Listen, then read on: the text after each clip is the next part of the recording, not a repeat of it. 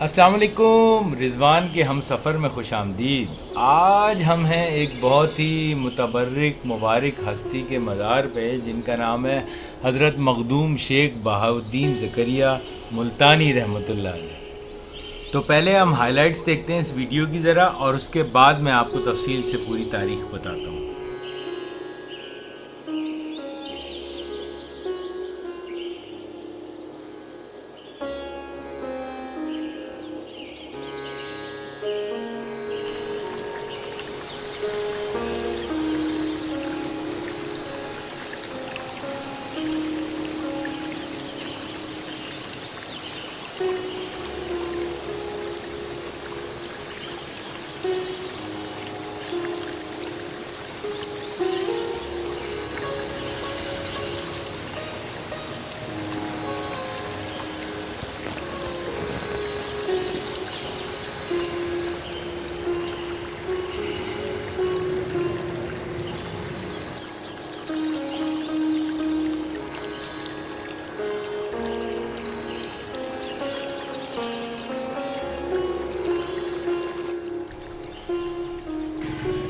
تو میرے سامنے بالکل جو آپ کو یہ مزار نظر آ رہا ہے، سفید گنبد جس کا بہت بڑا سا، یہ حضرت مخدوم شیخ بہاؤالدین زکریا ملتانی رحمۃ اللہ علیہ کا مزار ہے، جو کہ خاندان سہروردیہ کے بڑے بزرگ اور عارف کامل بزرگ گزرے ہیں۔ آپ حضرت شہاب الدین سہروردی رحمۃ اللہ علیہ کے خلیفہ تھے اور 7ویں صدی ہجری کے مجدد تسلیم کیے جاتے ہیں۔ ظاہری و باطنی علوم میں یکتائے روزگار تھے اور اسلام کے ایک عظیم مبلغ کے طور پہ آپ کا نام لیا جاتا ہے۔ کہتے ہیں کہ آپ کے جد امجد مکہ معظمہ سے پہلے خوارزم آئے، پھر ملتان میں انہوں نے مستقل سکونت اختیار کی تھی، اور آپ یہیں ملتان میں 578 ہجری میں پیدا ہوئے تھے۔ یہ ان کے دروازہ ہے ان کے مزار پہ جانے کا، ایک ہی کمپلیکس میں واقع ہے، جس میں ملتان میں شاہ رکن الدین عالم کا مزار ہے۔ جب آپ یہاں داخل ہوتے ہیں تو آپ کو یہاں پہ جوتے اتارنے ہوتے ہیں، جوتے اتار کے ہم نے بھی ایک اسٹینڈ میں رکھے، اور اس کے بعد سامنے بالکل آپ کو مزار نظر آتا ہے۔ تو میں آپ سے یہ کہہ رہا تھا کہ ایک مزے کی آپ کو بات بتاؤں کہ ہندوستان کے اندر آپ ولیوں میں سفید باز کے نام سے مشہور تھے۔ حضرت شیخ بہاؤالدین زکریا ملتانی رحمۃ اللہ علیہ 7ویں صدی ہجری کے جو مجددین تھے، اس میں ایک نمایاں حیثیت آپ کی شمار کی جاتی ہے، اور کہتے ہیں کہ آپ کے یہیں پیدا ہوئے تھے، چونکہ تو آپ رحمۃ اللہ علیہ السلام کی نسبتاً قریشی ہیں۔ تو یہ تقریباً غزنوی عہد کا دور تھا جب آپ کی ولادت ہوئی ہے، اور کہتے ہیں کہ ملتان سے قریب ایک علاقے کوٹ کہرور ضلع لیا میں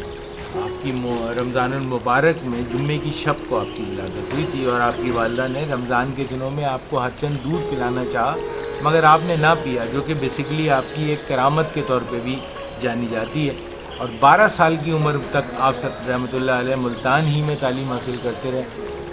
اور کہتے ہیں کہ آپ 12 سال کی عمر تک حافظ و قاری ہو گئے تھے۔ تو اس کے بعد آپ خراساں تشریف لے گئے، اور آپ کے والد گرامی کے انتقال کے بعد آپ رحمۃ اللہ علیہ نے محض حصول علم و فن کے لیے پیدل خراسان کا سفر کیا۔ اس کے بعد بلخ، بخارا و بغداد اور مدینہ منورہ کے شہر آفاق مدارس میں رہ کر سند فضیلت بھی حاصل کیا آپ نے، اور کتابوں میں یہ ہے کہ تاریخ ہمیں بتاتی ہے کہ 5 سال تک آپ رحمۃ اللہ علیہ مدینہ منورہ ہی میں رہے، جہاں حدیث پڑھی بھی انہوں نے اور پڑھائی بھی، اور 15 سال تک کہتے ہیں کہ اسلام کے مشہور مدارس و جامعات میں رہ کر یہ ساری چیزوں کی تکمیل کی انہوں نے۔ پھر مدینہ منورہ ہی میں حضرت کمال الدین محمد یمنی سے احادیث کی تصحیح کرواتے رہے، اور جب پورا تجربہ ہو گیا تو آپ رحمۃ اللہ علیہ مکہ معظمہ میں حاضر ہوئے، اور پھر یہاں سے بیت المقدس پہنچ کر انبیاء کرام علیہ السلام کے مزارات کی زیارتیں بھی کی انہوں نے۔ تو آپ نہ صرف اس عرصے میں مختلف علوم کی تکمیل میں مصروف رہے، بلکہ بڑے بڑے بزرگان دین اور کاملین علوم و باطنی جو کی صحبتوں سے بھی فیضیاب ہوئے، بڑے بڑے مشائخ سے بھی ملے، اور کافی فیوض باطنی آپ نے حاصل کیے۔ اور آپ جس وقت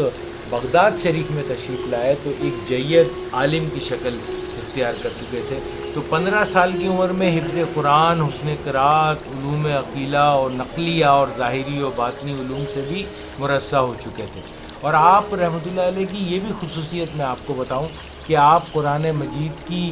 ساتوں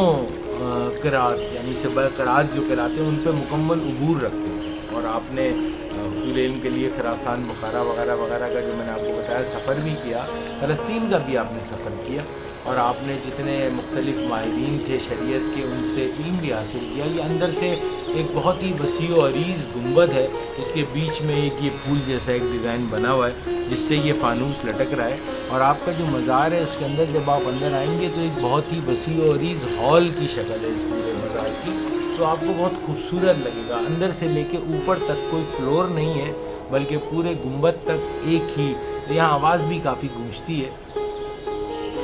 آپ کے مزار میں، اور آپ یہاں پہ آپ کا ایک بہت بڑی سی تاریخ پوری جو کچھ میں آپ کو بتا رہا ہوں اور جو بہت زیادہ اس سے بہت ساری چیزیں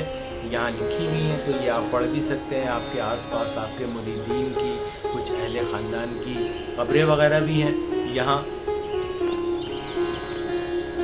یہ میں آپ کو بیٹھ کے ایک شاٹ دکھا رہا ہوں، نیچے سے اوپر تک بڑا وسیع و عریض سا گنبد اور یہ ہال لگتا ہے، اور یہاں آ کے ایک سکون سا فیل ہوتا ہے، آپ کو گھٹن کا احساس نہیں ہوتا۔ یہاں ملتان ایک بڑا گرم شہر ہے، لیکن یہاں جب آپ اندر آئیں گے نا تو آپ کو ایک ٹھنڈا ٹھنڈا سا لگے گا، بڑا اچھا سا لگے گا۔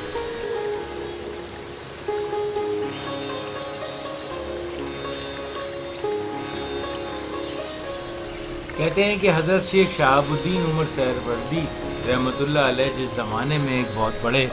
یعنی ان کی جو ذات گرامی تھی وہ مرجع خلائق بنی ہوئی تھی، بڑا دربار تھا، بڑا تقدس تھا، تو آپ ان کی خدمت میں حاضر ہوئے تو انہوں نے آپ کو دیکھتے ہی فرمایا کہ سفید باز آ گیا جو میرے سلسلے کا آفتاب ہوگا اور جس سے میرے سلسلہ بیت وسعت پذیر ہوگا۔ آپ رحمۃ اللہ علیہ نے ادب سے گردن جھکائی اور شیخ صاحب نے اسی روز حلقہ ارادت میں لے لیا اور تمام توجہ آپ کی طرف مرکوز ہو گئی۔ صرف 17 روز کے بعد آپ رحمۃ اللہ علیہ کو درجہ ولایت پہ پہنچایا گیا اور خرقہ خلافت عطا کر کے پھر رخصت کیا گیا۔ اور کہتے ہیں کہ جو شیخ الشیوخ تھے وہ خانقاہ شیخ الشیوخ جو تھی وہ اس وقت دنیا کی سب سے بڑی روحانی یونیورسٹی کہلاتی تھی، اور لوگوں نے دیکھا کہ مخدوم بہاؤالدین رحمۃ اللہ علیہ کو آتے ہی خلافت بھی مل گئی، تو حضرت شہاب الدین سہروردی رحمۃ اللہ علیہ نے کہتے ہیں کہ اپنے نور باطن سے معلوم کر کے فرمایا، اور ان کی نسبت یہ واقعہ بھی عموماً درج ہوتا ہے کہ حضور صلی اللہ علیہ وآلہ وسلم نے بذات خود انہیں بشارت دی تھی آپ کو خلیفہ بنانے کی، تو اسی لیے یہ بھی کہا جاتا ہے کہ آپ کو 17 روز میں جو خلافت ملی وہ حکم نبوی صلی اللہ تعالیٰ علیہ وآلہ وسلم سے ملی، اور گویا آپ کو خود رسول اللہ صلی اللہ علیہ وسلم نے ملتان میں پنجاب سندھ اور سرحد میں روشنی پھیلانے کے لیے متعین کیا تھا۔ تو شیخ کے حکم پر آپ ہندوستان کے علاقے ملتان میں جو اس وقت ظاہر ہندوستان کا علاقہ تھا تو تبلیغ دین میں مصروف ہوئے۔ آپ کے ذریعے ہزاروں ہندو کہتے ہیں کہ مسلمان ہوئے، جبکہ لاکھوں مسلمان جو ہے ان کو آپ نے تبلیغ دی اور ان کے دین کو بہتر سے بہتر بنایا۔ کئی آپ کے جو ملفوظات ہیں اور مکتوبات ہیں ان کی طباعت بھی ہو چکی ہے، شائع ہو چکے ہیں۔ تو آپ کا ایک قول بڑا مشہور ہے کہ جسم کی سلامتی کم کھانے میں، روح کی سلامتی گناہوں کے ترک میں، اور دین کی سلامتی نبی کریم صاحب لولاک علیہ السلام پر درود بھیجنے میں۔ آپ کے مزار کے قریب یہ کنواں بھی ہے، یہاں لوگ پتہ نہیں ایک زمانے میں کہتے ہیں کہ یہ پانی کے لیے بنایا گیا تھا، اس کی ایک تاریخ بھی یہاں پہ درج ہے، لیکن اب فی الحال لوگوں نے اس کو اپنے منتیں اور مرادیں اور اس کے لیے بنا لیا۔ یہ اندر آپ کو نظر آ رہا ہے، پیسے ہی پیسے آپ کو نظر آ رہے ہیں، تو یہ شاید مزار کے چندے کے طور پہ یا جو بھی سمجھ لیں، لوگ اپنی منتیں ماننے کے لیے اس کنویں سے نیچے پیسے پھینکتے رہتے ہیں، اور پھر باقاعدہ سیڑھی لگائی بھی ہے، بعد میں اکٹھا اٹھا لیا جاتا ہوگا۔ تو آپ دیکھ رہے ہیں یہ کنواں جو ہے وہ نوٹوں سے بھرا ہوا ہے، اور اس میں سے اکثر نکالتے بھی رہتے ہوں گے یہ لوگ۔ بہرحال اپنی اپنی منتیں مرادیں ہیں جو لوگ سمجھتے ہیں کہ یہاں پیسے ڈالنے سے پوری ہو جائیں گی، شاید کسی غریب کے پیٹ میں کھانا ڈالنے سے وہ زیادہ پوری ہو جائے۔ یہاں تاریخ بھی لکھی ہوئی ہے کہ باقر خان جس کو شہنشاہ جہانگیر نے یہاں کا وہ بنایا تھا متولی، اس نے بیسیکلی یہ کنواں لوگوں کی پانی بھرنے کے لیے بہرحال تعمیر کرایا تھا لوگوں کے استعمال کے لیے، اور بعد میں یہ آہستہ آہستہ لوگوں نے اس کو دوسرے مقاصد میں لینا شروع کر دیا۔ تو بہرحال یہ تو طے ہے، ملتان کو اولیاؤں کی سرزمین اسی لیے کہا جاتا ہے کہ ملتان کی علمی اور ادبی شہرت جو تھی اس نے اس کو ہمیشہ سے مشہور رکھا ہے۔ اور